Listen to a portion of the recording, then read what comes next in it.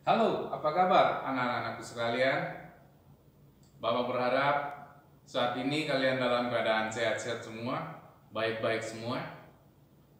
Ya, kita beruntung bahwa pada saat ini kita masih dapat bertemu dengan kondisi yang sehat tanpa berkekurangan satu apapun.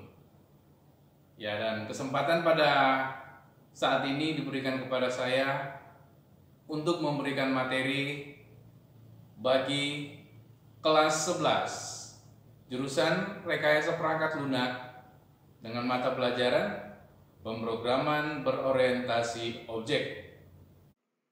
Anak-anak sekalian, pada saat ini kita akan belajar tentang objek dan kelas serta metode yang ada pada bahasa pemrograman objek oriented atau pemrograman berbasis objek.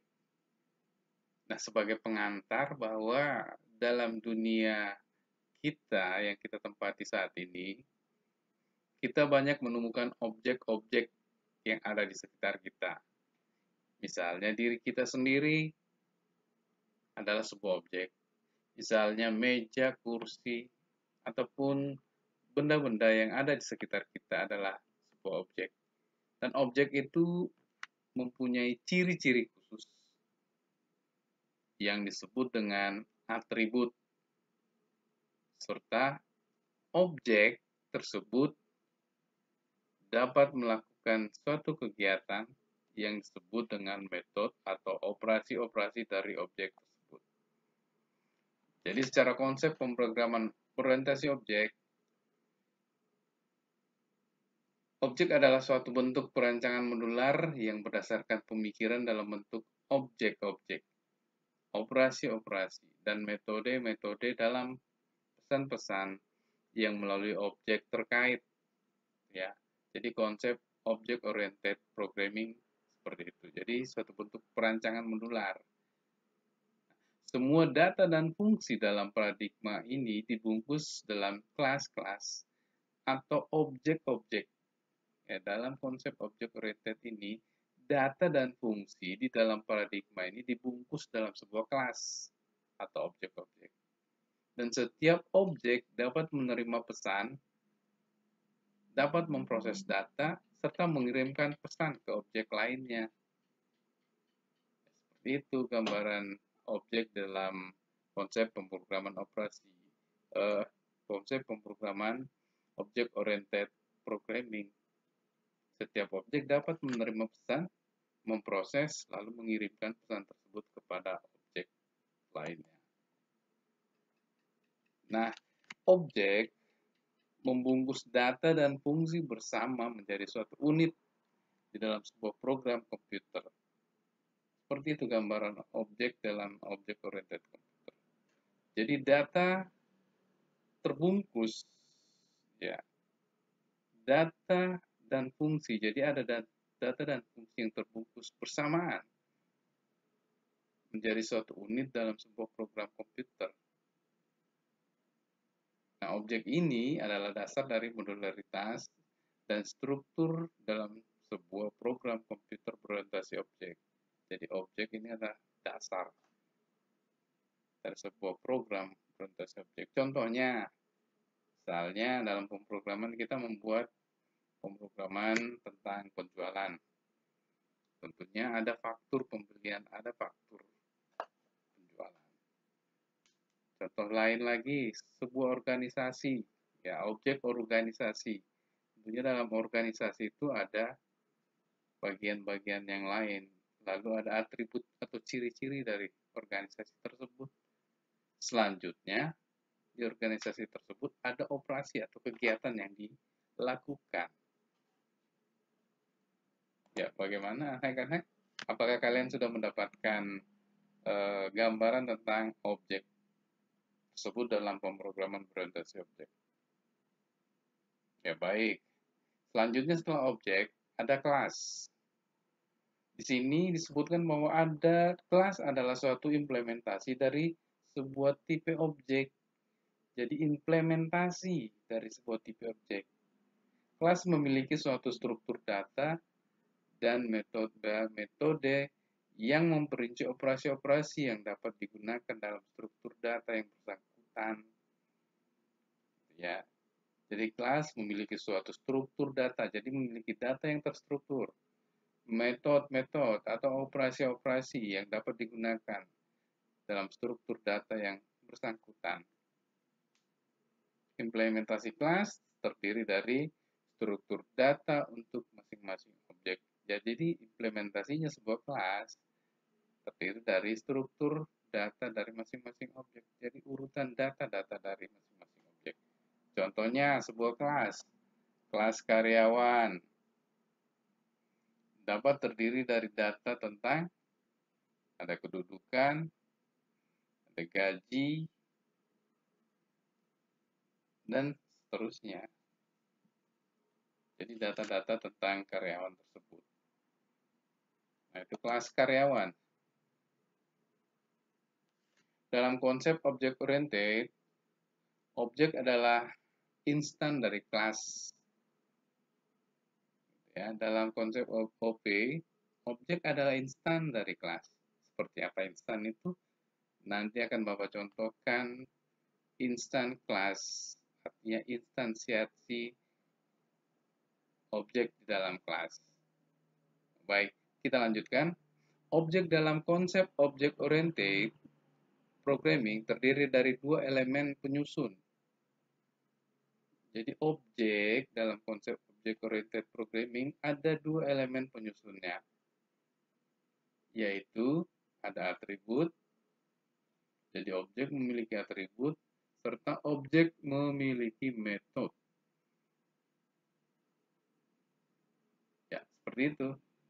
Jadi objek dalam konsep object oriented programming terdiri dua elemen, yaitu atribut dan metode. Benar, metode. Nah, atribut itu apa? Atribut adalah ciri-ciri dan keadaan dari objek tersebut. Atribut seorang siswa, nama, jenis kelamin, kelas, ya.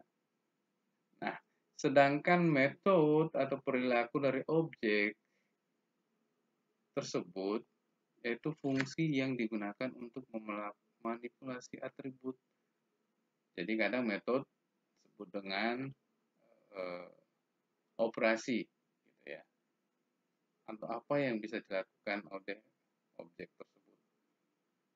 Bisa juga fungsi yang digunakan untuk memanipulasi atribut dari objek tersebut. Function, ya, kalau dalam pemrograman ada function. Nah, seperti itu metode. Ingat, dua elemen dalam penyusun dalam konsep object oriented, dua elemen objek yaitu metode dan atribut atau atribut dan metode. Ya, baik. Bapak harap kalian bisa memahaminya. Selanjutnya, nah ini, seperti ini contoh sebuah kelas di dalam pemrograman. Di sini ada kelas yang merupakan paket dari siswa. Nah, di atas ini ada paket siswa gitu ya. Paket siswa. Lalu ada kelas. Dan nama kelas adalah siswa. Jadi siswa ini adalah nama kelasnya dari program ini. Lalu selanjutnya di baris selanjutnya ada string nama sama dengan petik 2 Zahra Ika. Kenapa petik 2? Karena ini tipenya string. Jadi petik 2. Nah, nama ini disebut dengan variabel instance. Ya, ini nama adalah variabel dan ini tipe datanya string. Ya, oke, baik. Selanjutnya ada public static void main. Ini adalah standar pemrograman, merupakan main class dari program Java. Jadi semua program Java yang ada main class ini akan ditampilkan outputnya. Nah, di bawah dari main class ini ada blok program. Kita bisa lihat blok program kurung awal buka dan kurung awal tutup. Jadi dalam antara kurung awal buka dan kurung awal tutup, di sini ada baris perintah yaitu siswa NM sama dengan new siswa. New siswa ya. Jadi kita bisa lihat siswa ini sama dengan nama kelas yang di atas. Siswa variabel NM sama dengan new siswa. Jadi mendefinisikan objek dalam kelas. Jadi ini kita membuat objek dalam kelas, gitu ya. Membuat objek dalam kelas atau biasa disebut dengan instansiasi. Nah, membuat objek dalam kelas. Nah, objek ini bisa ditampilkan dalam sebuah operasi. Di sini operasinya adalah fungsinya adalah system.out.println. Nama siswa adalah kita panggil variabel instansiat yang kita buat tadi di new siswa nm titik nama. nm titik nama. Nah, ini titik nama nm, ini titik nama. Jadi output dari program ini nanti adalah nama siswa adalah nm titik nama new class new object. Ya, di sini new object adalah Sarah Ika. Ya, seperti itu nanti output dari program ini. Nanti Bapak akan beritahukan, mendemonstrasikan cara bagaimana membuat kelas siswa ini mengetikkan perintah-perintahnya dan melihat outputnya seperti apa dari kelas yang kita buat nanti.